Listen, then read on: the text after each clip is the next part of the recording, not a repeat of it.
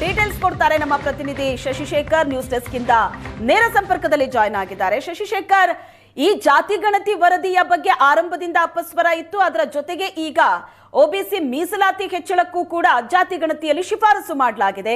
ಯಾರ್ಯಾರಿಗಿದು bumper ಅಂತ ನೋಡಿದ್ರೆ Muslim ಮತ್ತು ಒಬಿಸಿಗೆ.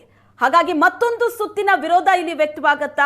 ಒಂದ್ ವೇಳೆ ಈ ಜಾತಿ ಗಣತಿ ಜಾರಿಯಾಗಿದ್ದೇ ಆದ್ರೆ ಯಾವ ರೀತಿ ಇದರ ಪ್ರೊಸೀಜರ್ ಇರುತ್ತೆ, ಏನೇನು ಆಗಬಹುದು, ಸಾಧ್ಯತೆ ಎಷ್ಟು ಪ್ರಮಾಣದಲ್ಲಿ ಹೆಚ್ಚಳ ಆಗುತ್ತೆ? ಶ್ವೇತಾ, ಜಾತಿ ಗಣತಿಯ ವರದಿಯಲ್ಲಿ ಈ ಮೊದಲಿಂದಲೂ ಇದ್ದಂತಹ ನಂಬಿಕೆ ಏನು? ರಾಜ್ಯದಲ್ಲಿ ಮೊದಲ ಸ್ಥಾನದಲ್ಲಿ ಲಿಂಗಾಯತರ ಸಂಖ್ಯೆ ಇದೆ, ಎರಡನೇ ಸ್ಥಾನದಲ್ಲಿ ಒಕ್ಕಲಿಗರ ಸಂಖ್ಯೆ ಇದೆ ಅನ್ನುವಂತಹ ಒಂದು ನಂಬಿಕೆ ಇತ್ತು. ಆ ನಂಬಿಕೆಯ ಕಾರಣದಿಂದಾಗೇ ಈ ಎರಡೂ ಸಮುದಾಯಗಳು ರಾಜಕೀಯ ಪ್ರಾಬಲ್ಯವನ್ನ ಮತ್ತು ರಾಜಕೀಯ ಲಾಭವನ್ನ ಅನುಭವಿಸ್ತಾ ಇದ್ವು. ಆ ಕಾರಣಕ್ಕಾಗಿ ಜಾತಿಗಣತಿ ಆದ್ರೆ ನಿಜವಾದ ಜನಸಂಖ್ಯೆ ಯಾರದ್ದು ಹೆಚ್ಚಿದೆ ಅನ್ನೋದು ಬಹಿರಂಗ ಆಗುತ್ತೆ. ಅದು ಆಗಬೇಕು ಅನ್ನೋದು ಒಬಿಸಿ ವರ್ಗ ಅಂದ್ರೆ ಅಹಿಂದ ವರ್ಗದಾಗಿತ್ತು. ಅಲ್ಪಸಂಖ್ಯಾತರು, ದಲಿತರು ಮತ್ತು ಪರಿಶಿಷ್ಟ ಜಾತಿ ಪರಿಶಿಷ್ಟ ವರ್ಗದ ಒತ್ತಾಯ ಆಗಿತ್ತು ಜಾತಿಗಣತಿ ಆಗಬೇಕು ಅಂತ. ಈಗ ನಿನ್ನೆ ಜಾತಿಗಣತಿಯ ವರದಿಯನ್ನ ಸಲ್ಲಿಕೆ ಮಾಡಲಾಗಿದೆ ಸರ್ಕಾರಕ್ಕೆ.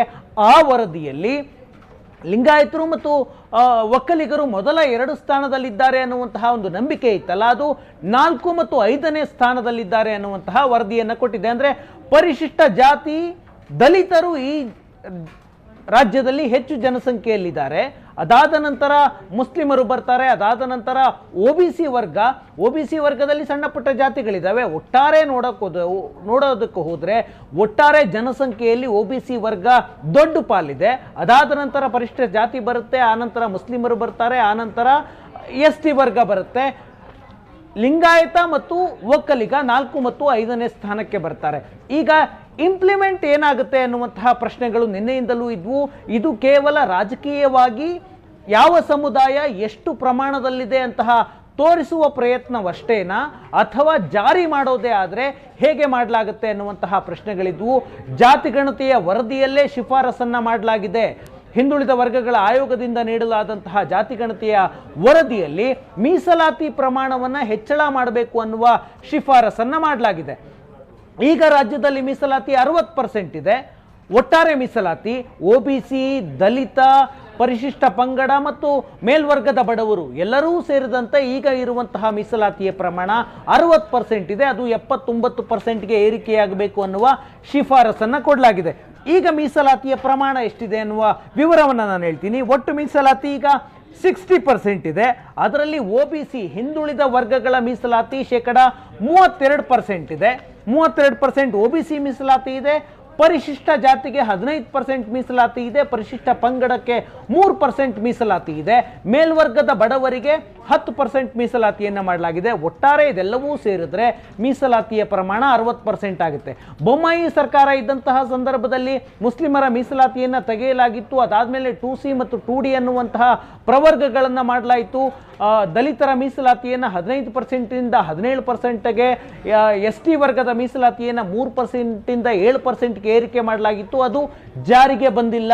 ಬೊಮ್ಮಾಯಿ ಸರ್ಕಾರದ ನಿರ್ಣಯವನ್ನು ಪ್ರಶ್ನೆ ಮಾಡಿ ಸುಪ್ರೀಂ ಕೋರ್ಟ್ನಲ್ಲಿ ಅರ್ಜಿಯನ್ನು ಸಲ್ಲಿಸಲಾಗಿತ್ತು. ಸುಪ್ರೀಂ ಕೋರ್ಟ್ಗೆ ಆಗ ಸರ್ಕಾರ ಅಫಿಡವಿಟ್ ಅನ್ನು ಸಲ್ಲಿಕೆ ಮಾಡಿ ಈಗ ಎಷ್ಟಿದೆಯೋ ಅದೇ ಮೀಸಲಾತಿಯನ್ನು ಕಂಟಿನ್ಯೂ ಮಾಡ್ತೀವಿ ನಿರ್ಣಯ ಆಗುವವರೆಗೆ ಅಂತ. ಒಬಿಸಿ ಮೀಸಲಾತಿಯನ್ನು ಹೆಚ್ಚಳ ಅಥವಾ ಕಡಿಮೆ ಮಾಡುವಂತಹ ಅಧಿಕಾರ ಇರೋದು ರಾಜ್ಯ ಸರ್ಕಾರಕ್ಕೆ. ಪರಿಶಿಷ್ಟ ಜಾತಿ ಮತ್ತು ಪರಿಶಿಷ್ಟ ವರ್ಗ SC ಮತ್ತು ST ವರ್ಗದ ಮೀಸಲಾತಿಯನ್ನು ಏರಿಕೆ ಮತ್ತು ಇಳಿಕೆ ಮಾಡುವಂತಹ ಅಧಿಕಾರ ಕೇಂದ್ರ ಸರ್ಕಾರಕ್ಕೆ ಮಾತ್ರ ಇದೆ. ಹಾಗಾಗಿ ಅದು ಇನ್ನೂ ಇಂಪ್ಲಿಮೆಂಟ್ ಆಗಿಲ್ಲ. ಬೊಮ್ಮಾಯಿ ಸರ್ಕಾರದ ನಿರ್ಣಯವನ್ನು ಬಿಟ್ಟು ಈಗ ಇರುವಂತಹ ಲೆಕ್ಕಾಚಾರ ಮಾಡೋದಾದ್ರೆ 60% ಇದೆ ಮೀಸಲಾತಿ. ಈಗ ಜಾತಿ ಗಣತಿಯ ವರದಿಯನ್ನು ಸಲ್ಲಿಕೆ ಮಾಡಿರುವಂತಹ ಹಿಂದುಳಿದ ವರ್ಗಗಳ ಆಯೋಗ ಜಯಪ್ರಕಾಶ್ ಹೆಗಡೆ ನೇತೃತ್ವದ ರಿಪೋರ್ಟ್ ಏನು ಹೇಳುತ್ತೆ? 30% ಹಾಲಿ ಮೀಸಲಾತಿ ಇದೆ ರಾಜ್ಯದಲ್ಲಿ ಹಿಂದುಳಿದ ವರ್ಗಗಳಿಗೆ. ಆ ಮೀಸಲಾತಿ ಪ್ರಮಾಣ 51% ಆಗಬೇಕು ಅಂತ ಹೇಳ್ತಾ ಇದೆ. 19% ಮೀಸಲಾತಿ ಹೆಚ್ಚಳಕ್ಕೆ ಶಿಫಾರಸ್ ಮಾಡಿದೆ. ಸುಪ್ರೀಂ ಕೋರ್ಟ್ನ ಗೈಡ್ಲೈನ್ಸ್ ಪ್ರಕಾರ 50ರ ಮೇಲೆ ಹೋಗಬಾರ್ದು ಅಂತ ಜಡ್ಜ್ಮೆಂಟ್ಗಳಿದ್ದಾವೆ. EWS ಮೀಸಲಾತಿ ಕೇಂದ್ರ ಸರ್ಕಾರ ಬಂತು 50ರಿಂದ 60ಕ್ಕೆ ಶಿಫ್ಟ್ ಆಯಿತು. ಈಗ 79ಕ್ಕೆ ಶಿಫ್ಟ್ ಆಗಬೇಕು. ಒಬಿಸಿ ಮೀಸಲಾತಿ 32 ಇದೆ, ಅದು 51ಕ್ಕೆ ಆಗಬೇಕು ಅಂತ ಶಿಫಾರಸನ್ನು ಮಾಡಲಾಗಿದೆ. ಒಬಿಸಿಯಲ್ಲಿ 32% ಮೀಸಲಾತಿ ಇದೆ. ಆ 32% ಅಲ್ಲಿ ಮುಸ್ಲಿಮರಿಗೂ ಕೂಡ ಮೀಸಲಾತಿ ಇದೆ.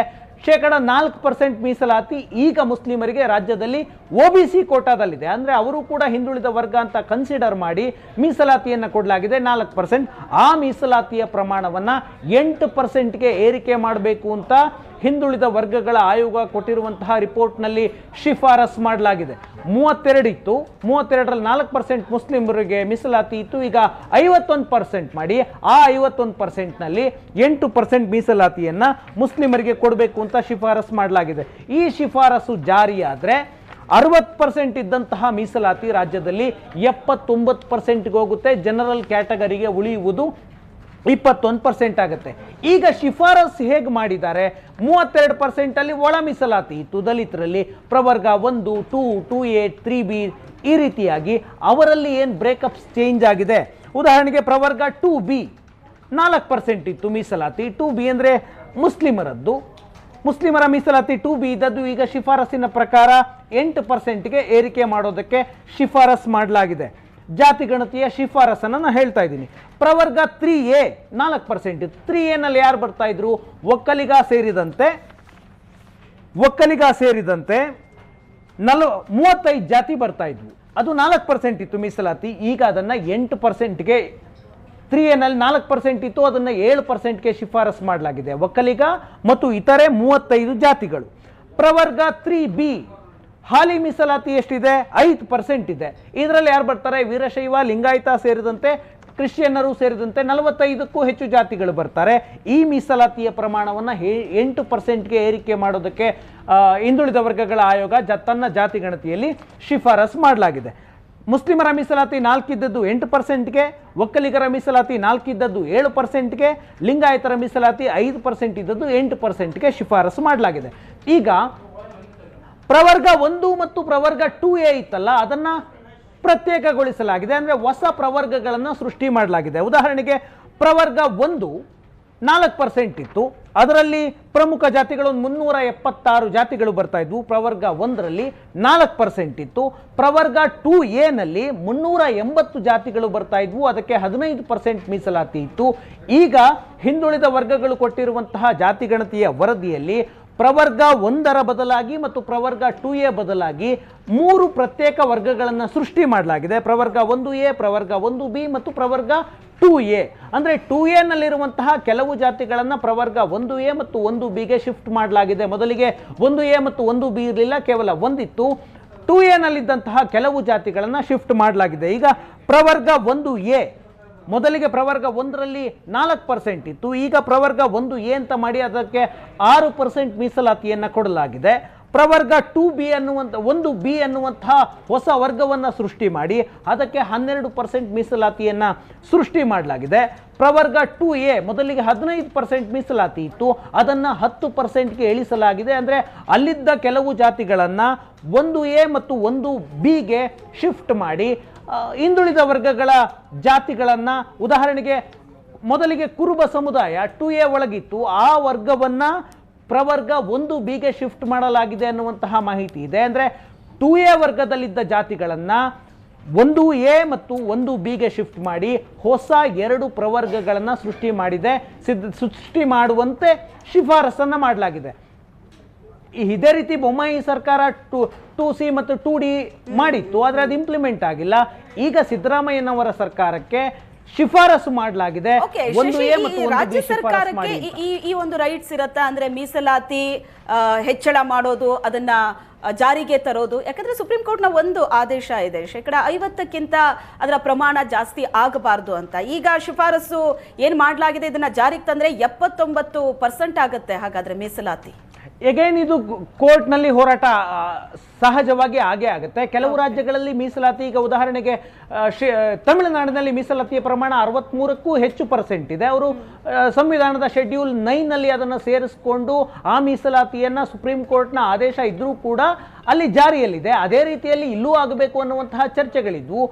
ಈಗ OBC ಮೀಸಲಾತಿಯನ್ನು ಕೊಡುವಂತಹ ಅಧಿಕಾರ ಇರುವುದು ರಾಜ್ಯ ಸರ್ಕಾರಗಳಿಗೆ. ಈಗ ರಾಜ್ಯದಲ್ಲಿ 32% ಇದೆ.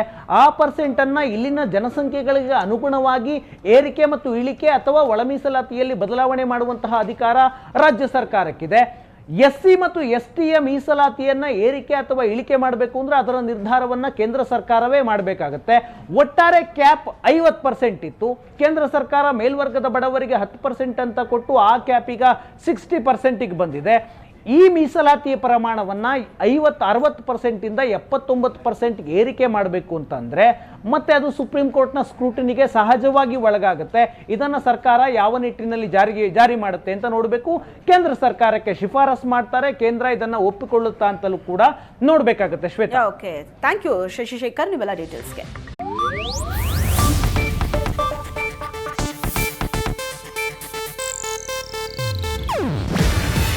ಇದು ಏಷ್ಯಾನೆಟ್ ನ್ಯೂಸ್ ನೆಟ್ವರ್ಕ್ ಪ್ರಸ್ತುತಿ. ನೀವು ನೋಡ್ತಿದ್ದೀರಾ ಏಷ್ಯಾನೆಟ್ ಸುವರ್ಣ ನ್ಯೂಸ್.